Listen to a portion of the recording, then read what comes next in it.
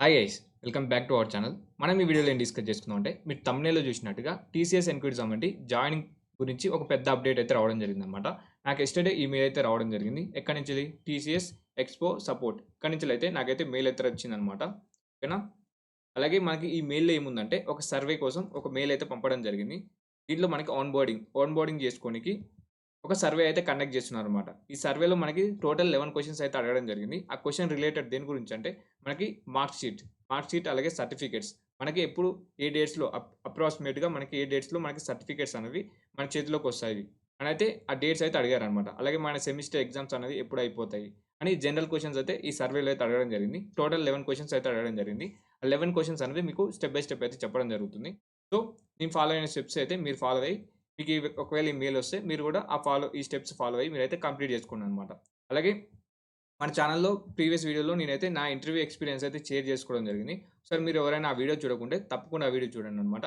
అలాగే ఎవరికైనా TCS exam గాని, అలాగే ఇంటర్వ్యూ ఉన్నా గాని ఆ వీడియో అనేది షేర్ చేయండనమాట. ఓకేనా? ఇక్కడ మనకేంది అలాగే మన ఛానల్‌లో ఈ టీసీఎస్ సంబంధించి ఏ చిన్న అప్డేట్ వచ్చినా గాని మన ఛానల్‌లో అప్డేట్ అంటే అప్‌లోడ్ చేయడం జరుగుతుంది. సో, మీరు తప్పకుండా మన ఛానల్‌ని సబ్స్క్రైబ్ చేసుకొని పక్కన బెల్ ఐకాన్ అనేది యాక్టివేట్ చేసుకోండనమాట. అలాగే మన డిస్క్రిప్షన్‌లో టెలిగ్రామ్ సంబంధించి లింక్ అయితే ఉండడం జరుగుతుంది. ఆ లింక్ ద్వారా మన టెలిగ్రామ్ గ్రూప్‌లో జాయిన్ కండనమాట. ఆ టెలిగ్రామ్‌లో ప్రతి ఈ పీడీఎఫ్ కూడా అందులోనే నేనైతే పోస్ట్ చేయడం జరుగుతుంది. అందులోకెళ్ళి మీరైతే డౌన్‌లోడ్ చేసుకోండనమాట. ఓకేనా?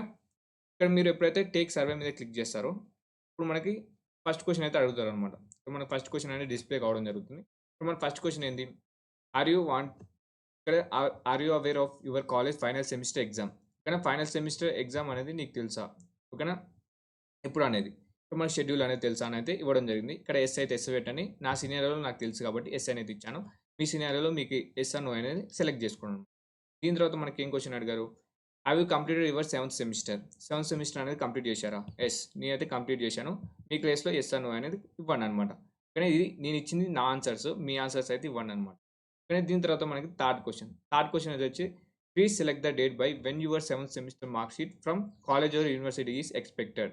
మీకు సెవెంత్ సెమిస్టర్ యొక్క సెమ్ వైస్ సర్టిఫికేట్ అనేది ఎప్పుడొస్తుంది? అనేది ఎక్స్‌పెక్టెడ్ డేట్ అయితే ఇవ్వండనమాట.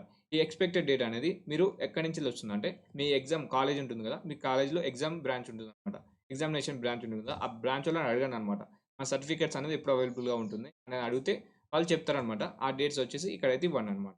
దీని తర్వాత మీకు నెక్స్ట్ మీద క్లిక్ చేసినప్పుడు మనకి నెక్స్ట్ క్వెషన్ వచ్చేసి how many academic courses related backlogs or years do you have at a point of time? ఇప్పటివరకు మీకు ఎన్ని బ్యాక్‌లాగ్స్ ఉన్నాయి?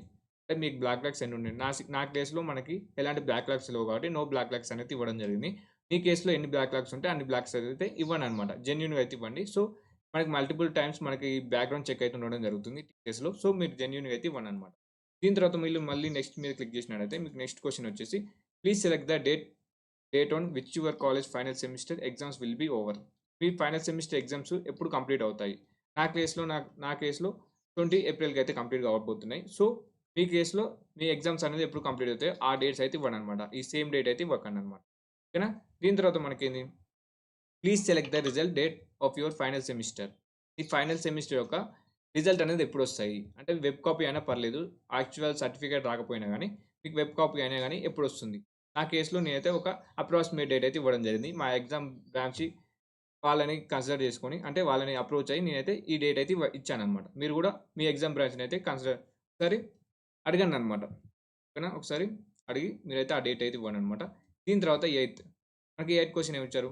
Please select the date by when your all semesters including final semester mark sheet from college or university expected.